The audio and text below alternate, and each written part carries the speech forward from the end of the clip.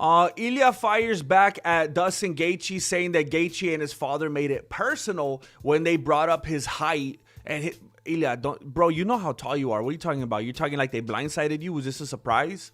What do you mean they're talking about your height? You were a featherweight.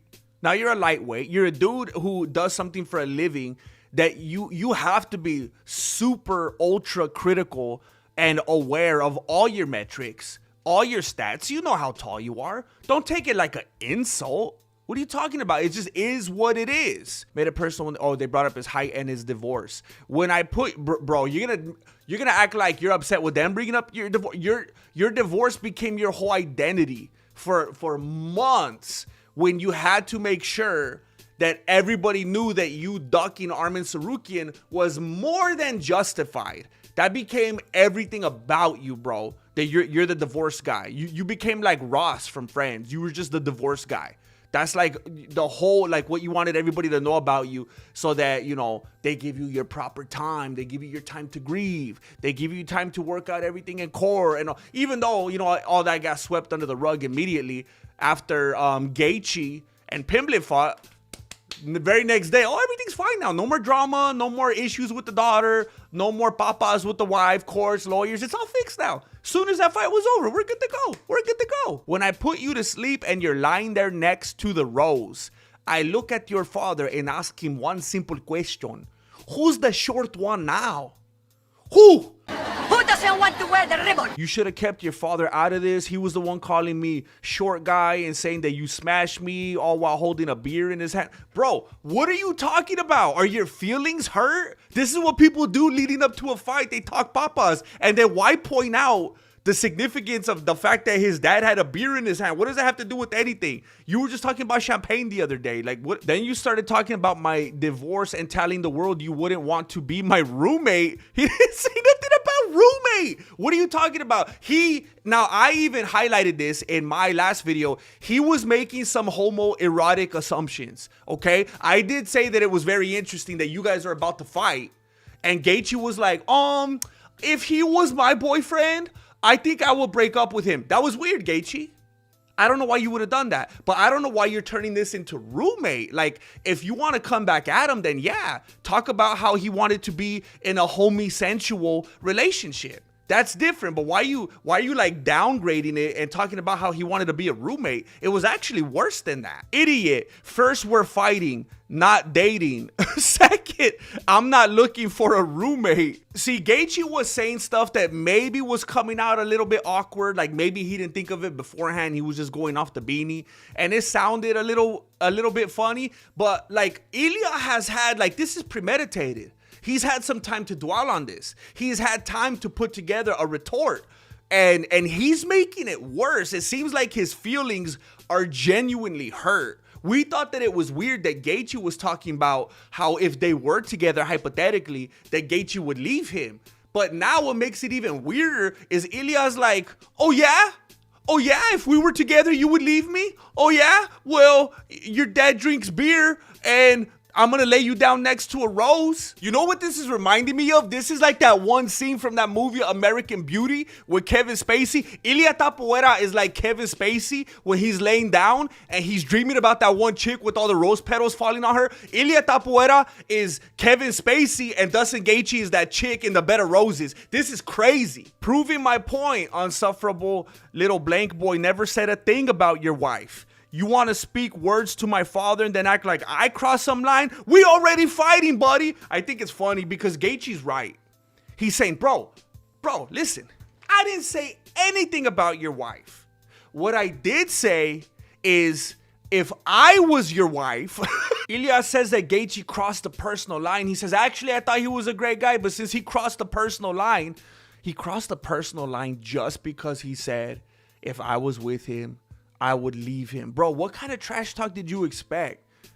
What is he supposed to say? Should he expose your fraudulent resume? Should he say that you really don't have that impressive of a record and there's asterisks next to everything? Is that what he should have focused on? Should he have brought up Max Holiday's pillow hands? Should he have brought up how Volkanovski was still concussed and took the fight barely over 3 months after he fought Makhachev? And how Volkanovski shouldn't even have fought Makhachev because he did it on 11 days notice when he was all gordo, didn't even have a fight camp, didn't even have a fat camp. Should we talk about Josh Emmett? Should we talk about how you almost get knocked out all the time with head kicks? Nah, but he went too far when he said hypothetically, if we were in a relationship, if we were on a dude-on-dude relationship, I'd probably leave him. That was too far. That was too far, Ilia. What do you want him to say? That he would stay with you? That's Ilia's thought process. In case you haven't come to that conclusion, Ilia's upset because Gaethje said if he was with him, he would leave him. So by default, Ilia's like, oh, you would leave me, huh? Oh, you would leave me, huh? Why don't you want to stay with me? I'm not good enough for you? That's what he's upset about, that Gaethje won't stay with him. All I need is 2 minutes in the octagon with you, then I'm going to put you to sleep in front of your whole family, your country, in front of everyone. I've already said this on the hit show. On the hit show on YouTube, the Moss and Jesse show. I already declared this. Hot take. Some people would think. I don't think it's that hot. I think that Ilia is an easier fight for Gaethje than Paddy was. Paddy he's not a better fighter than Ilia, but he has a way better chin. Ilia has no chin. Go back and watch all his fights like I have. And don't just kind of watch them the way you remember watching them in Buffalo Wild Wings with your homies while you're drinking. Don't remember it from when you were kind of watching it while you were also listening to somebody on YouTube break it down. And don't think about the highlights that you saw. Go watch every single one of his fights like I did in order, start to finish, every single seconds. Rewind. Take notes, just like I did. Ilia has no chin. He gets rocked. And he commits and he overcommits to his combos. Once he gets he's going to the 6 or 7 and the 8 and he's overcommitting, he's overswinging, and Gaethje's gonna be right here. Down. Ilia has no chin and he overcommits and gets overconfident in his combos. And if this genius, Trevor Whitman, which he's doing, if he's watching the tape and paying attention to this, he's gonna get this in Gaethje's head, and Gaethje's gonna be ready to sidestep with that counter. Paddy has a chin. Gaethje has a chin. Ilia has no chin. I do think that there's something beautiful about Ilia passing on his knowledge to his offspring before meeting his eventual demise at the White House. It's kind of the same as when Sean Strickland was building that underground bunker before he went to fight Chamoyev, not knowing that Chamoyev wasn't even going to show up to the fight.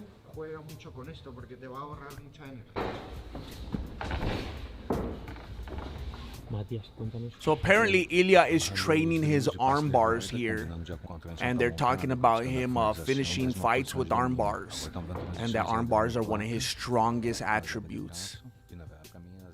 And I was trying to remember what that reminded me of. It's kind of, I think there was a similar conversation to this when right before Ronda fought Holly Holmes, about how good her arm bars were. That's right. And then she got kicked in the dome. Kind of like how Gaethje likes to throw head kicks, and how Ilia has been rocked with few head kicks earlier on in his career. Los Soprano. Last of Us. Los Soprano. Oh. Los Soprano. Oh, Harry Potter.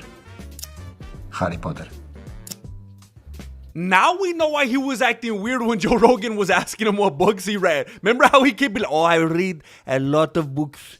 All of the books, the hardback, the softback. And then Joe Rogan was like, oh, what kind of books? What kind of books do you read? And he's like, all of them. I read all of them. Too many to name. I read all the books. Now we know he was talking about the Harry Potter books. That's why he says so many, because there's like 57 of them. That's all that Ilia's been reading. He's been reading Harry Potter books. That's how he learned English. Love it. Yeah, so today was a real heavy drill day. Just, kind of our last hard push in terms of the wrestling. Squeezing everything out of the cardio we can. A little live wrestling and some conditioning. Finally doing some wrestling. He's finally doing it right. He's doing the swan song right. 2, 1, time. Walk it up. This is to expand my lactate capacity. There's no better cardio than wrestling. And so this is just getting me ready to push myself for 5 rounds. So supposedly he's heavily focusing on the wrestling right now so that he could expand his lactic capacity. I don't know about a lot about that. That's probably so that he won't start lactating during the fight. Kind of like a suppressant. Hey, to be honest, from some of the stuff that's been going on lately, I don't think Ilia would mind it very much if Gaethje started lactating during the fight. You know what I'm saying? I know that Angel Padilla found the kickboxer. I know he found the kickboxer wardrobe on Amazon. And hey, Jessica's birthday is coming up. Jessica's birthday is coming up. I already know that when she's at work, he's at home practicing. Feeling so good today. Ain't nobody standing in my way. When Jessica comes home, she could hear the music like from the street.